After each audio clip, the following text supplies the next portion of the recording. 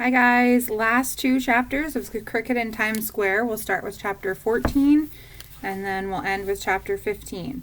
So hopefully you guys had some time to make some predictions about what you think might happen to Chester here at the end of the story.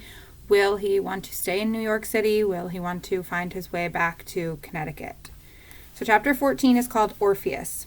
Chester didn't have long to wait. In a few minutes, Tucker came bounding into the newsstand and up to the stool and the shelf. Harry followed him, ambling silently along as always. Tucker Mouse took himself very seriously, now that he was a manager of a famous concert artist. "Good evening, Chester," he said. "You should excuse the suggestion, please, but I thought your tempo was off tonight in the Stars and Stripes Forever. You couldn't afford to relax just because you're on top, you know. And now let us begin the practicing." Chester crawled out of the matchbox. "Can't I even say hello to Harry?" he asked. "So, say hello," said Tucker Mouse. "Hello, Harry. Hello, Chester. So the greetings being over, let us get on with the practicing." Chester looked at Harry and shook his head. The cat smiled and winked at him. Tucker twisted the dial. Wearily, Chester crossed his wings into the position for playing. There was an Irish jig on the radio. The cricket prepared to fling himself into the first wild strains of the jig, but suddenly he dropped his wings and said, "I'm just not up to it tonight." "What's the matter?" asked Tucker. "I don't feel like playing," said Chester. "You don't feel like playing?" the mouse exclaimed. "That's like the sun saying I don't feel like shining." "Well, sometimes there are cloudy days," said the cricket. "Can I have a rest too?" Tucker Mouse was very much flustered. "Let him take a day off," said Harry Cat. "What's the matter, Chester? Is the fame beginning to get you down?" "I guess I'm just feeling September-ish," sighed Chester. "It's getting towards autumn now, and it's so pretty up in Connecticut. All the trees change color. The days get very clear with a light little smoke on the horizon burning from burning leaves. Pumpkins begin to come out. We can go up to Central Park," said Tucker. "The trees change their colors there, too." "It just isn't the same," said Chester. "I need to see a shock of corn."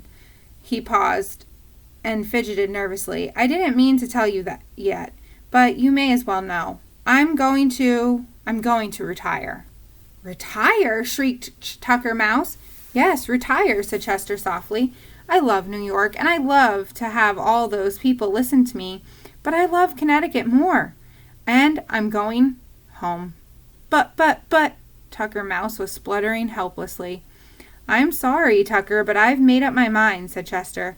"What about Mario?" said the mouse. "He wants me to be happy," Chester answered. "He said he wished I'd never come to New York if I was going to be miserable." "But all the human beings," Tucker waved his front legs, "all the suffering thousands your playing gives pleasure to, what about them?" "My playing gives pleasure to a lot of people in Connecticut, too," said Chester. "Who?" asked Tucker Mouse scornfully. "Oh, woodchucks and pheasants and ducks and rabbits and everybody else who lives in the meadow or the brook. I had a bullfrog tell me once that he enjoyed my music more than anything else, except the sound of rain on the pond where he lived. And another time a fox was chasing a rabbit around my stump, and they both stopped to listen while I was playing." "What happened?" said Tucker. "The rabbit made it to his hole," said Chester.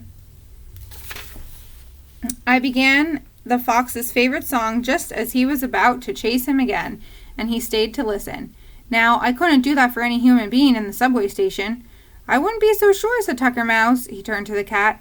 "Harry, say something. Make him stay." "Yes, Harry," said Chester. "What is your opinion?" Harry Cat sat perfectly still a moment. His whiskers were wiggling, which was a sign that he was thinking very hard. "My opinion," he said finally, "is that it's Chester's life, and he should do what he wants. What good is it to be famous if it only makes you unhappy? Other people have retired at the peak of their careers. In all honesty, however, I must add that I will be dreadfully sorry to see him go." Tucker Mouse scratched his left ear, always a good sign. Something about that phrase, peak of their careers, struck his imagination. "There would be a lot of glory, I suppose," he said, "giving everything up, just when he's on top. What a gesture!" The idea took hold of his tiny mouse's mind. I can see it all now. At the summit of his success, that's the same as the peak of his career, isn't it? Just the same, said Harry Cat, grinning at Chester. At the summit of his success, he vanishes. Tucker raced back and forth on the shelf. The papers will go crazy. Where is he? Where did he go? Nobody knows. He leaves behind only a beautiful memory. How touching. How lovely. His voice cracked. The only thing that worries me, said Chester Cricket, is what will happen to the newsstand if I go. Don't worry about that, said Harry Cat. This newsstand has been touched by the golden finger of fortune. They'll probably make a national park out of it. Do you really think so, said Chester. Well, even if they don't, Harry answered, I'm sure the Bleenies will do very well. They're famous now, too. So when do you plan to make it final? Asked Tucker. Chester thought a moment. Today is Thursday, he said. How about tomorrow night? Friday is an excellent day for retiring, said the mouse. If I ever retire from scrounging, it will be on a Friday. Chester Cricket heaved a big sigh. Oh, I feel better, he said. If you want me to learn some new pieces for tomorrow now, I will. Why bother, said Harry Cat. Tonight's your last full night in New York. You may as well enjoy yourself. Come to the drain pipe, said Tucker Mouse. We'll have a party in honor of your retirement. I have plenty of food and no matches to burn the place up. So the three friends hopped, scuttled, and padded across to Tucker's home, where a fine farewell feast was held, and it was thoroughly enjoyed by all. The next day, at 5 minutes to 6, Chester was about to begin the last public piece he would ever play in New York City. It was Friday night, the busiest time of all. Besides the commuters coming home from work, the station was swarming with men and women who were leaving the city for the weekend, on their way to Grand Central Station. But they all stopped to listen to Chester. There were so many people crowded around the newsstand that the police had to keep aisles to and from the subway trains open with ropes. The Cricket had just finished his most beautiful concert. For this final encore, he wanted to play the sextet from the opera called Lucia di Lammermoor. It had been written for 6 people, but even though he was very talented, Chester could only do one part. So he took the tenor's music because it carried the main theme most of the time. They didn't know it, but Chester was playing the sextet in honor of the whole Bellini family. It was Papa's favorite of favorites, and Mario and Mama loved it too. Chester wanted them always to remember him playing this piece. As she struck up the first notes, a sigh of pleasure came from Papa Bellini. So there they are, enjoying their last meal together before the last night he was there. And he settled back on his stool with his eyes closed. Mama leaned against the side of the newsstand, resting her head on one hand. At the sound of the familiar strains, without her meaning to, a smile spread over her face.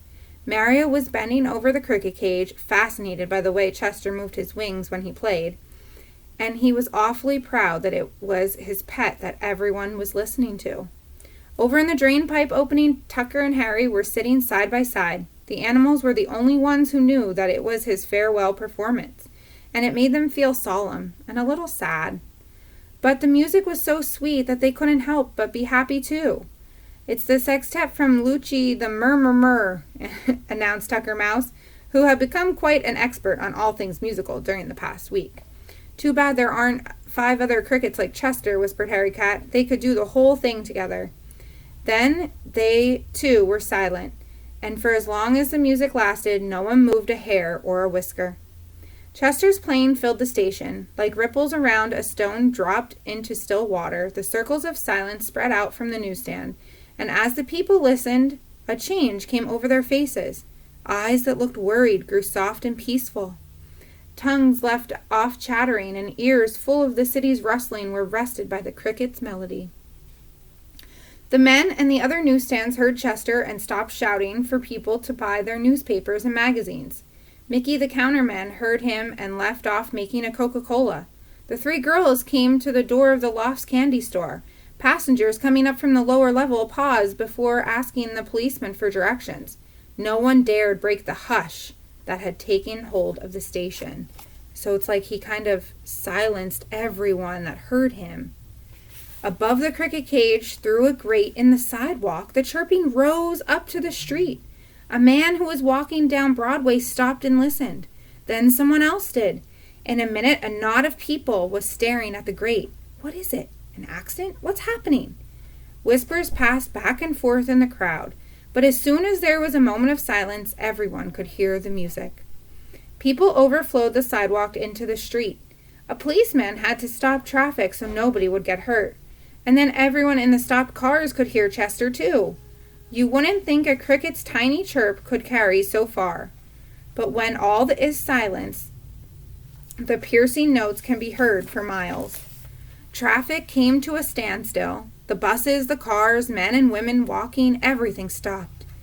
And what was strangest of all, no one minded. Just this once, in the very heart of the busiest of cities, everyone was perfectly content, not to move, and hardly to breathe. And for those few minutes while the song lasted, Times Square was as still as a meadow at evening, with the sun streaming in on the people there and the wind moving among them, as if they were all tall blades of grass. So everyone stopped to hear Chester playing so beautifully. And if you remember, the chapter was called Orpheus because Mr. Smedley was talking about Orpheus in earlier chapters and how he, too, was a famous musician who was able to kind of silence everyone with his playing. Okay, I'll see you for the last chapter.